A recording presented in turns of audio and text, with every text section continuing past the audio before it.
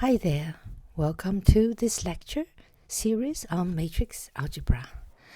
This is lecture 20, part 1.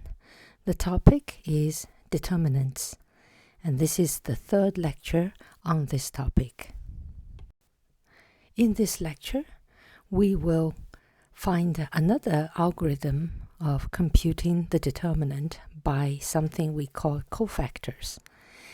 And using that, we will be able to find the inverse of a matrix, and then eventually this leads us to a formula of solving the linear system, which is called Cramer's rule. Okay, let's get started. Let's first review some situations where the determinant of a matrix would be 0.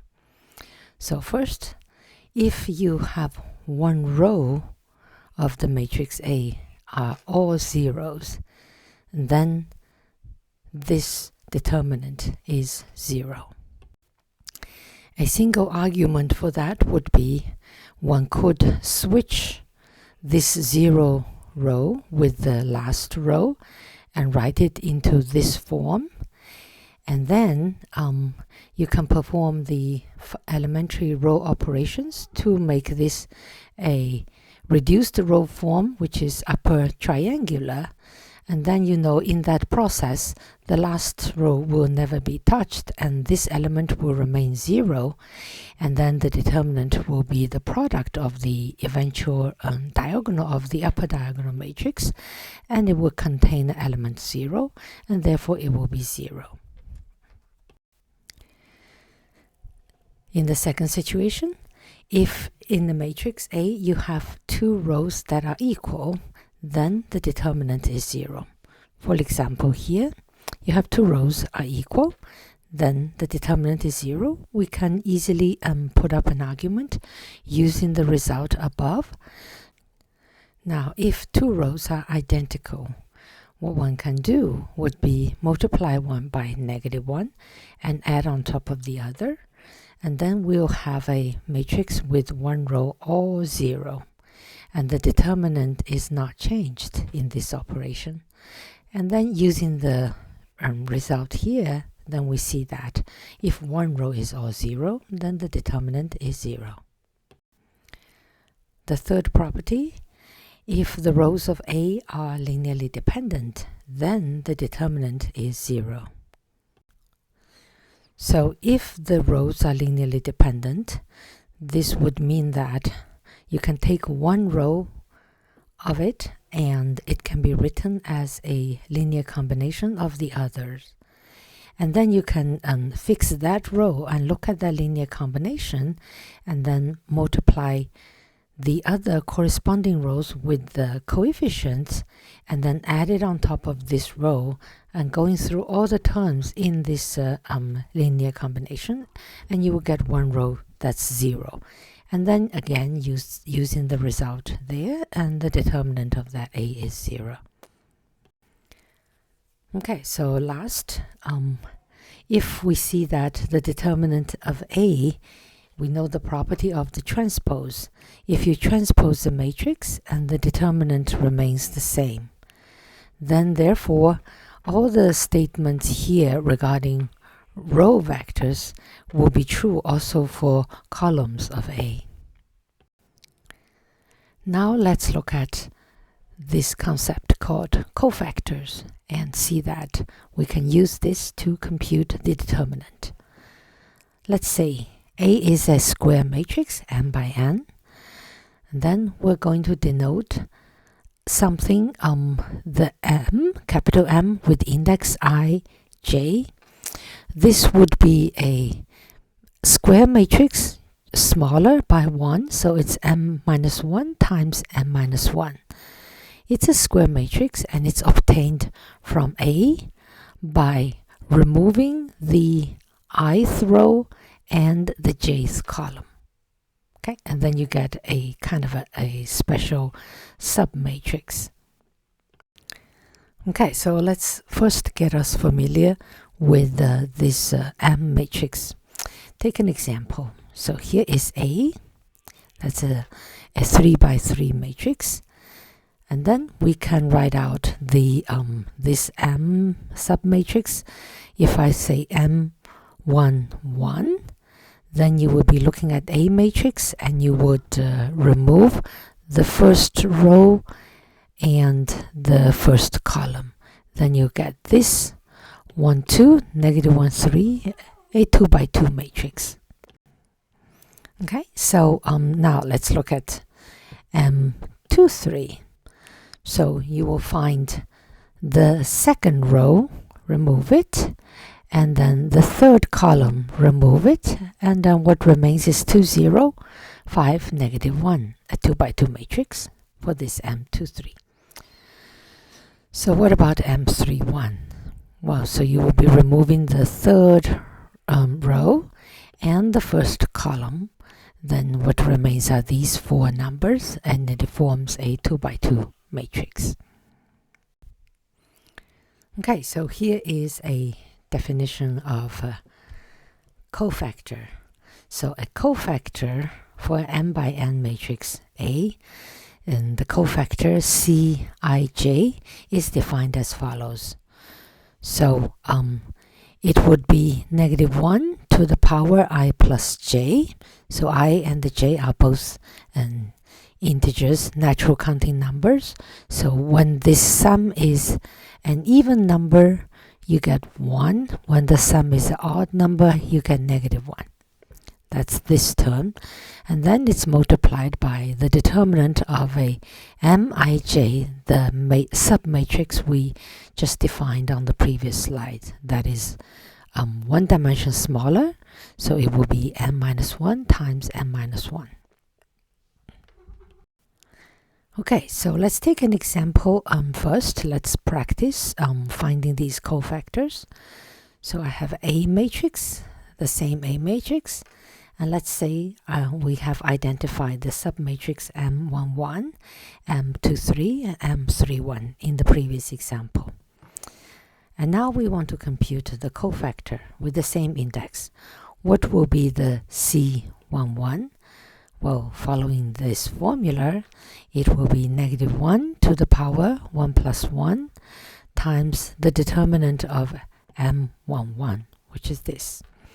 So you can work out the determinant, which is 3 minus negative 2, so it's 5. And then this gives me negative 1 square, which is 1, so it's 5. So you see the cofactor is, in the end, is a number. Now let's look at C23. So by definition of this formula, it's negative 1 to the power 2 plus 3, which is 5. So I get negative 1 times determinant of M23, which is here. So it's just 2 times negative 1, which is negative 2. So I get negative 1, negative 2, and it's 2. And finally, C31 will be negative 1 to the power 3 plus 1, which is 1, because that's 4. And then determinant of M31 here. So I get 0 minus negative 1, and which is 1.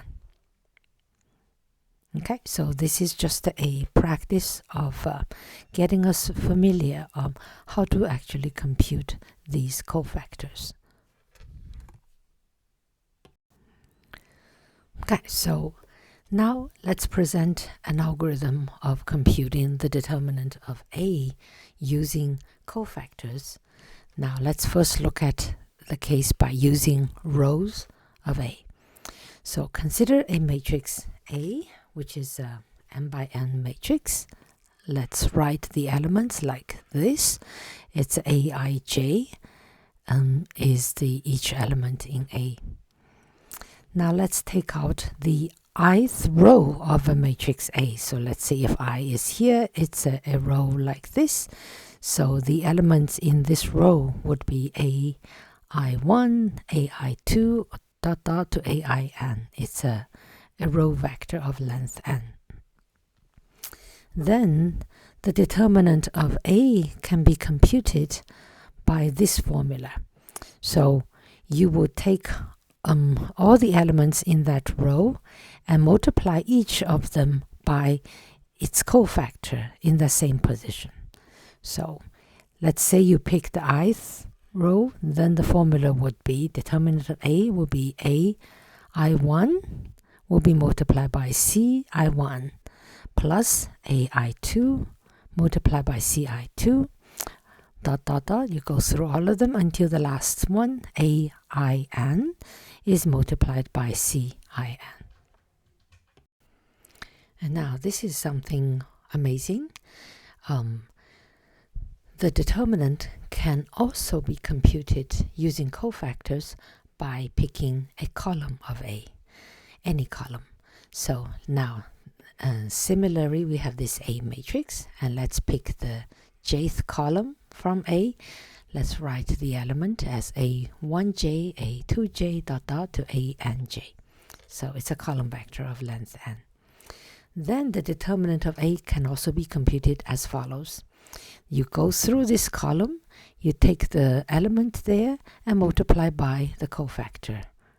Okay, so it will have A1j times C1j, and then plus A2j times C2j. And then you go through all of it to the end, ANJ times CNJ. Okay, so let's take an example.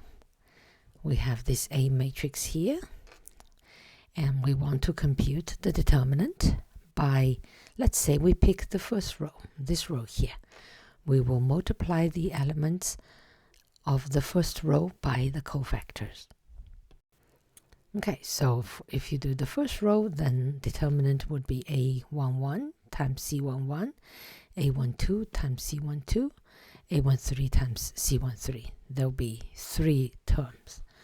And then if you write out, and then it would be the coefficient, and that's 2 times the cofactor, so it's -1 to the power 1 plus 1 times the determinant of the M11, which is the matrix, by removing this, the first row and the first column. So it's this one. And that one, the determinant is 3 plus 2 is 5. Okay? And plus, now the second one is 0 times C12. Well, you see that it's going to be multiplied by a 0, so you actually don't have to calculate that C12. It doesn't make a difference here. Okay? And then the third one is -1 here, and that's multiplied by C13. That is, remove this row and remove this column, and then this matrix here, compute the determinant. You will get 0 minus 5, so the determinant is -5, and you have to multiply by -1 to the power of 1 plus 3, which is an even number. So that's 1, and -1 times -1, you get 5, and 2 times 5 is 10. Then you get 10 plus 0 plus 5 is 15. Okay, now let's go through this computation by using a column. Let's say we pick up this second column, which has 0, 1, -1. Okay, and then the formula for the determinant would be the A12, C12, that one, A22, C22, this one, A32, C32, that one. Okay, so let's put in these 3 numbers, 0, 1, and 1, and work out the cofactors, these 3. And then again, we see that this one is multiplied by 0. So, okay, you can work it out, but it's going to be multiplied by 0. And then the second one, this one here, and if you remove this row and this column and this row, what you have is 2, -1, 5, and 3, and you compute the determinant. That's 2 times 3, which is 6, minus -5, so it's 11. And then you have -1 to the power 2 plus 2. And the last one is this one. You take with the row and the column, you get 2, -1, 0, 2. And the determinant is 2 times 2 is 4. So here, and then this factor, -1 to the power 5, which is negative 1.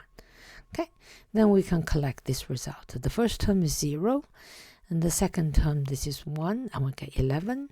And then the last term is now, these becomes 1, and you just get 4. And then the determinant is 15. And we see that, at least in this example, we see these two ways of computing the determinant give us the same number, okay, which should be. And also, we noticed that in this computation, if the row or the column you choose has many zeros, then the computation is much simplified. And therefore, here is a tip. To simplify your calculation, you can scan your matrix and then to find out which column or which row has most zeros and pick that one, and the calculation would be easier. Okay, so here are some remarks.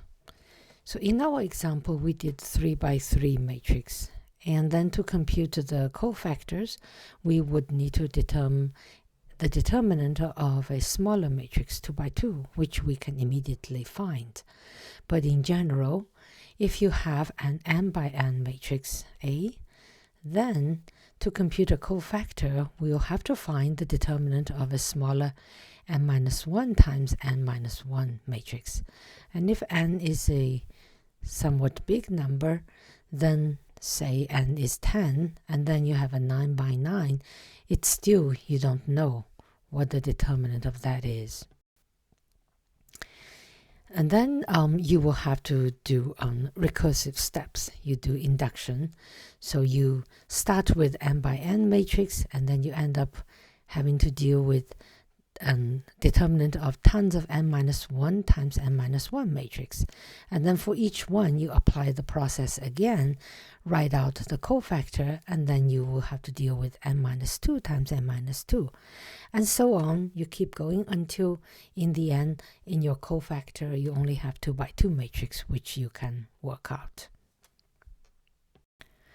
So as you can imagine, this becomes an extremely lengthy and heavy computation, and by no means is it an efficient way to compute the determinant. This is especially true when the matrix is large, for example, when n is a very big number, which we do encounter. In numerical computations, there are huge linear systems that one needs to solve. Okay, so let's take this as a kind of example to write out the determinant of a general 3 by 3 matrix using the method of cofactors, and we wish to derive a formula. Okay, so this is the general form, and then let's pick the first row, and let's do the cofactors. So the determinant of A will be A11 times C11 plus A12 times C12 plus A13 times C13.